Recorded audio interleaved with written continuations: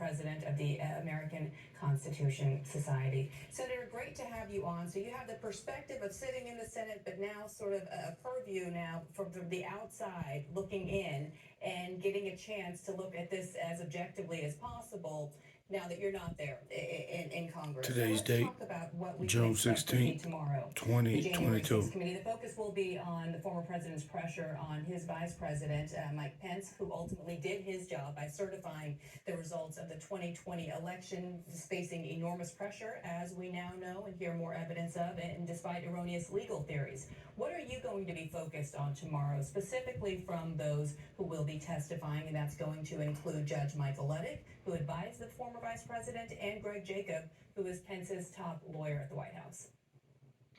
Thank you, Brianna. What we're going to focus on, and what we at the American Constitution Society are focused on, is that this is a fundamental, almost existential threat to our democracy, that these series of events occurred.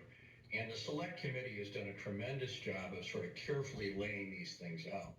What we're going to hear about tomorrow, as you said, is the fact that the President of the United States apparently broke two federal criminal statutes by pressuring the Vice President to not certify the election properly. And Liz Cheney, who's been incredibly heroic on this, has already issued a video where she lays this out.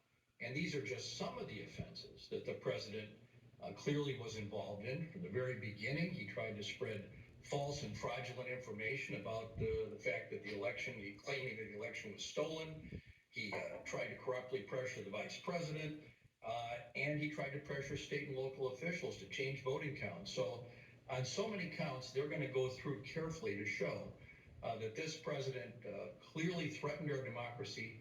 In my view, probably broke a whole lot of federal laws. And bottom line is, he can't be really allowed to be a candidate for president again, as much as he wants to. So is that what these hearings are about? I mean, I guess they could be about more than one thing, but is it to make sure that former President Trump, can't hold the office again? Or is it to prevent something like January 6th or the buildup to it from ever happening again? Well, it's clearly most importantly about making sure that something like this never happens again. It's never happened before. It happens to be the case, though, that there is a clear and present threat that this former president could try to do the same thing. He has demonstrated time and again his willingness to do almost anything. So it's about the larger threat, but the most immediate aspect of that larger threat is Donald Trump himself, who I'm pretty sure violated just about every federal statute you can think of in trying to evade the results of the election. So I give the Select Committee tremendous credit. They've used almost not only Republican voices, they have used Trump voices, people that work for Donald Trump, to prove that what he was doing was entirely inappropriate and he knew it. Right, and those who we heard from, and some of the most damning evidence and testimony that we heard were from people who were actually supporting him, either legally or professionally, during his previous impeachment. So that was really telling. Also telling was Liz Cheney teasing testimony that we're going to hear tomorrow from former White House lawyer Eric Hirschman, who recounted his phone call with attorney John Eastman, who had been one of the staunchest supporters for the president to continue with this fight, using debunked legal theory that the vice president did not have to certify the votes. Let's play this sound, and mind you in our audience that this all took place after January 6th. He started to ask me about something dealing with Georgia and preserving something potentially for appeal. And I said to him, "Are you out of your effing mind?" Right? I said, I only want to hear two words coming out of your mouth from now on: orderly transition. Eventually he said, orderly transition. I said, good, John. Now I'm going to give you the best free legal advice you're ever getting in your life. Get a great effing criminal defense lawyer. You're going to need it. I mean, that's just like something out of a movie. First of all, just his recount and hearing him say that. But that also seems to be an indication, from one lawyer to another, that he needs to get a criminal defense attorney. Is that, in your view, Liz Cheney suggesting that the Justice Department has grounds to step in too? Well, I think Liz Cheney's just doing her job, which is laying this out after 1,000 interviews.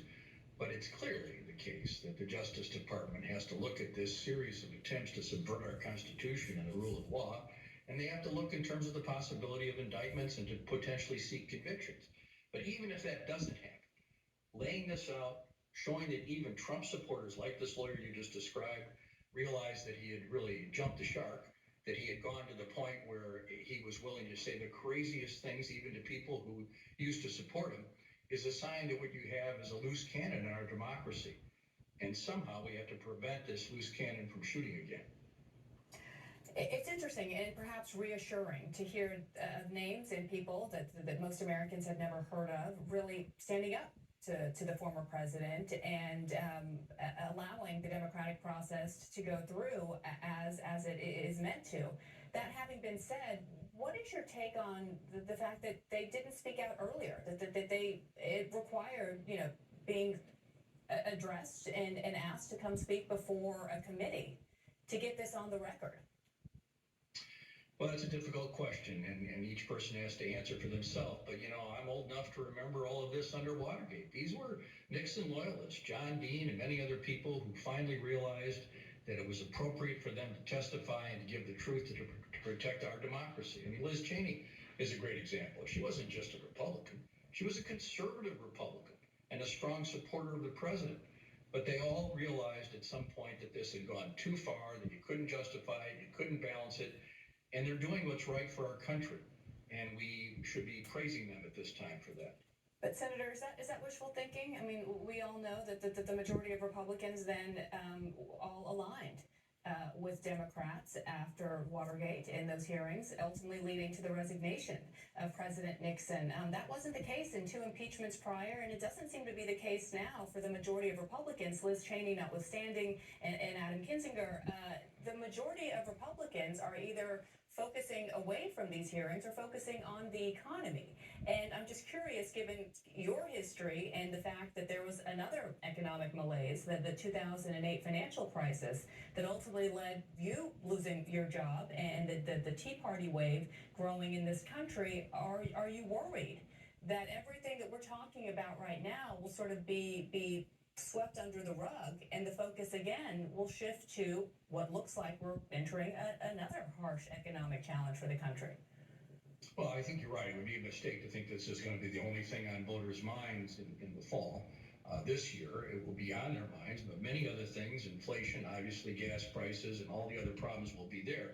But I think this has a long-term effect, particularly with regard to the 2024 election. When you look in the face of the possibility of somebody like Trump being president again, that raises different issues than the midterm election.